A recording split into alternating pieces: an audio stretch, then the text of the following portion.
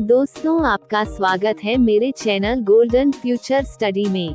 आज हम बात करने वाले हैं बहुत ही महत्वपूर्ण सवालों के बारे में।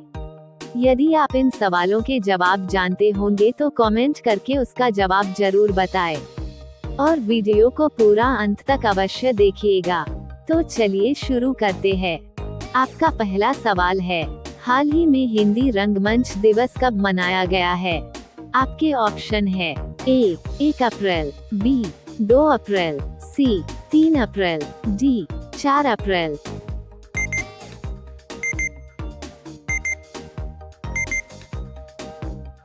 इसका सही जवाब होगा ऑप्शन सी 3 अप्रैल। हाल ही में हिंदी रंगमंच दिवस 3 अप्रैल को मनाया गया है।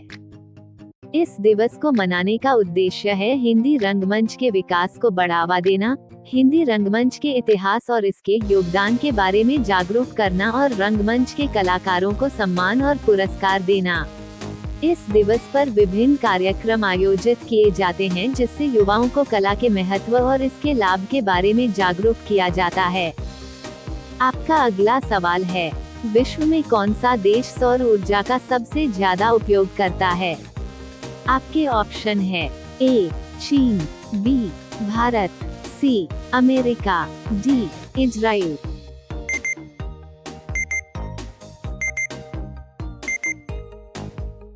इसका सही जवाब होगा ऑप्शन ए चीन।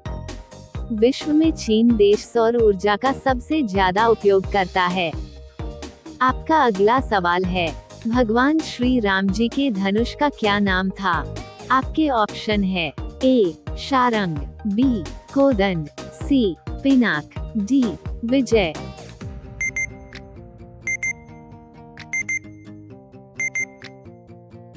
इसका सही जवाब होगा ऑप्शन बी कोदंड।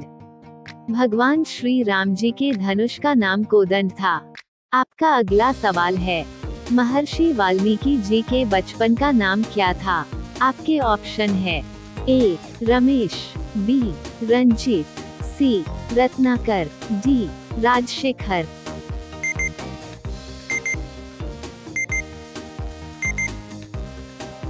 इसका सही जवाब होगा ऑप्शन सी रत्नाकर। महर्षि वाल्मीकि जी के बचपन का नाम रत्नाकर था। रोजाना इसी तरह के वीडियो देखने के लिए हमारे चैनल को सब्सक्राइब करके बेल आइकन ऑन कर लीजिए। आपका अगला सवाल है, हाल ही में युवाओं को मतदान के लिए प्रेरित करने के लिए ईसीआई ने किसको शामिल किया है? आपके ऑप्शन है ए विराट कोहली, बी अक्षय कुमार, सी महेंद्र सिंह धोनी, डी आयुष्मान खुराना।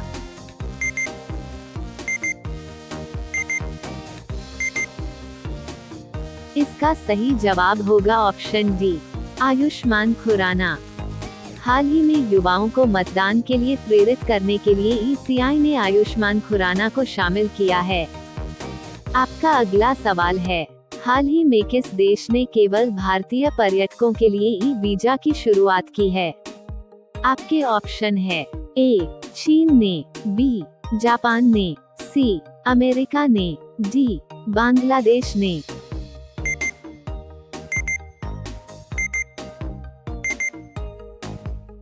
इसका सही जवाब होगा ऑप्शन बी जापान ने। हाल ही में जापान देश ने केवल भारतीय पर्यटकों के लिए ई वीजा की शुरुआत की है। आपका अगला सवाल है, भारत और पाकिस्तान के बीच की रेखा को क्या कहते हैं? आपके ऑप्शन है ए ड्यूरंड रेखा, बी रेड क्लिफ रेखा, सी मैकमोहन रेखा, डी हिंडेनबर्ग रेखा।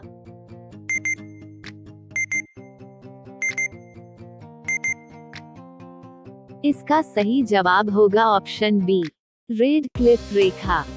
भारत और पाकिस्तान के बीच की रेखा को रेड क्लिफ रेखा कहते हैं। आपका अगला सवाल है, भारत में सेब का सबसे बड़ा उत्पादक राज्य कौन सा है? आपके ऑप्शन है ए केरल, बी बिहार, सी तमिलनाडु, डी जम्मू कश्मीर।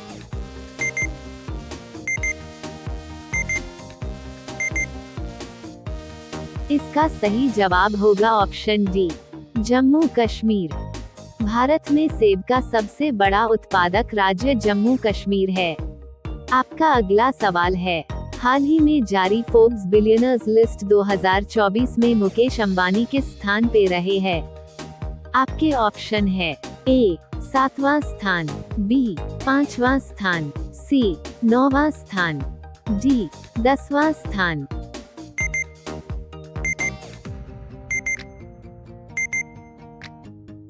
इसका सही जवाब होगा ऑप्शन सी 9वां स्थान। हाल ही में जारी फोर्ब्स बिलियनर्स लिस्ट 2024 में मुकेश अंबानी 9वां स्थान पे रहे हैं। आपका अगला सवाल है, विश्व की सबसे बड़ी आर्मी सेना किस देश के पास है? आपके ऑप्शन है ए भारत के, बी नेपाल के, सी श्रीलंका के, डी अमेरिका के।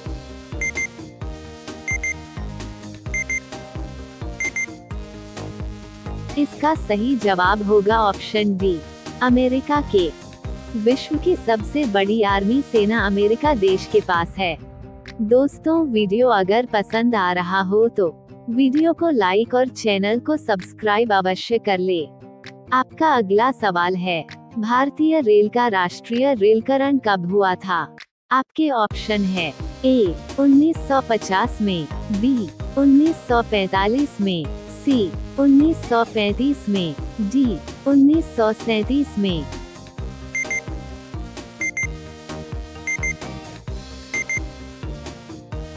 इसका सही जवाब होगा ऑप्शन ए 1950 में। भारतीय रेल का राष्ट्रीय रेलकरण 1950 में हुआ था।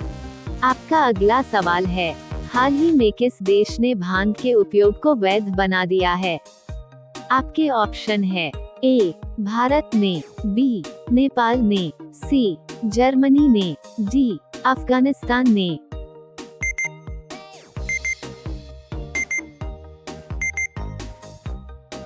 इसका सही जवाब होगा ऑप्शन सी जर्मनी ने।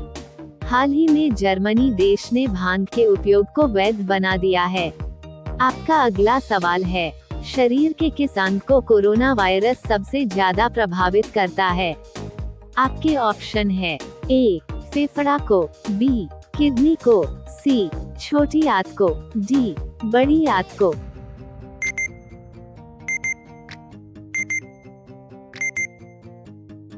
इसका सही जवाब होगा ऑप्शन ए फेफड़ा को। कोरोना वायरस से सबसे ज्यादा प्रभावित होने वाला अंग फेफड़ा है। आपका अगला सवाल है, हाल ही में किस देश के राष्ट्रपति ने सूखे पर राष्ट्रीय आपातकाल की घोषणा की है? आपके ऑप्शन है ए सूडान के, बी जिम्बाब्वे के, सी नाइजर के, डी बल्गेरिया के।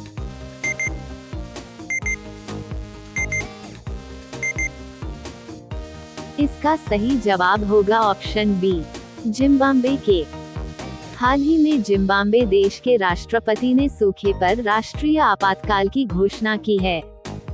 आपका अगला सवाल है, विश्व बैंक के अनुसार वर्ष 2024 में भारत की अर्थव्यवस्था कितने प्रतिशत की दर से बढ़ने का अनुमान लगाया है?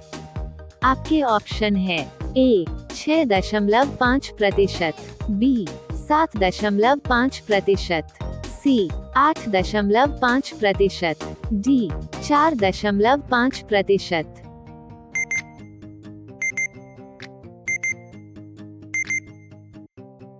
इसका सही जवाब होगा ऑप्शन बी 7.5%। विश्व बैंक के अनुसार वर्ष 2024 में भारत की अर्थव्यवस्था 7.5% की दर से बढ़ने का अनुमान लगाया है। आपका अगला सवाल है, हाल ही में कार्गो वॉल्यूम के मामले में भारत का सबसे बड़ा बंदरगाह कौन सा बना है? आपके ऑप्शन है ए मुंबई बंदरगाह, बी कोचीन बंदरगाह, सी कांडला बंदरगाह, डी पारादीप बंदरगाह।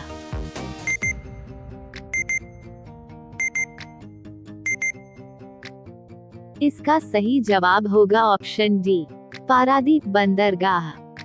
हाल ही में कार्गो वॉल्यूम के मामले में भारत का सबसे बड़ा बंदरगाह पारादीप बंदरगाह है। आपका अगला सवाल है, हाल ही में किस राज्य सरकार ने कानून निर्माण प्रक्रिया में राज्यपाल की भूमिका को चुनौती दी है? आपके ऑप्शन है ए. असम ने, बी. केरल ने, सी. झारखंड ने, डी. उत्तर प्रदेश ने।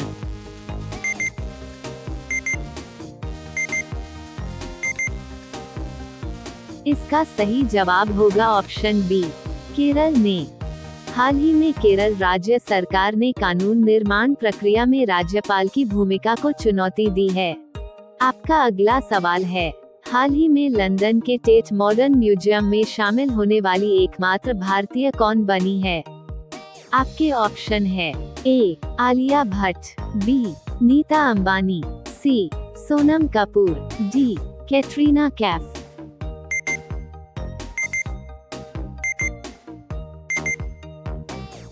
इसका सही जवाब होगा ऑप्शन सी, सोनम कपूर। हाल ही में लंदन के टेट मॉडर्न म्यूजियम में शामिल होने वाली एकमात्र भारतीय सोनम कपूर है। आपका अगला सवाल है, मनुष्य ने सबसे पहले किस जानवर को पालतू बनाया था? आपके ऑप्शन है ए. गाय को, बी. कुत्ता को, सी. बकरी को, डी. जिराफ को। दोस्तों, इस सवाल का सही जवाब आप सभी लोग कमेंट करके बताइएगा। साथ ही अगर वीडियो अच्छा लगे तो वीडियो को लाइक और चैनल को सब्सक्राइब करना मत भूलिएगा।